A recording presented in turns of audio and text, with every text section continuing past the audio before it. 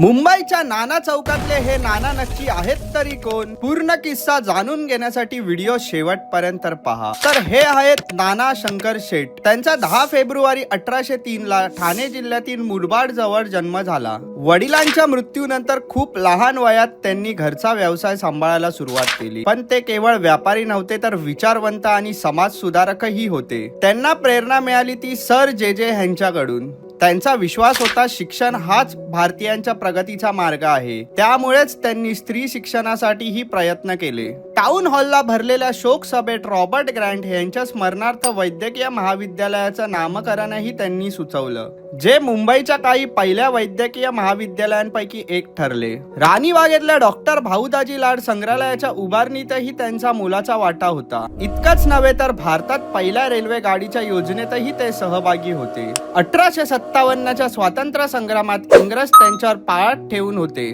पण नाना हे असे व्यक्तिमत्व होते जे भारतीयांनाही हवे होते आणि इंग्रजांनाही त्यांचा आदर वाटत होता. इतिहास विसरला की ओळखही हरवते, म्हणून या नानांसारख्या मराठी माणसांचा इतिहास आम्ही जिवंत ठेवण्याचा प्रयत्न करतोय. मुंबईतल्या या महान मराठी माणसांची माहिती जास्तीत जास्त लोकांपर्यंत पोहोचवायला आम्हाला सहकार्य करा.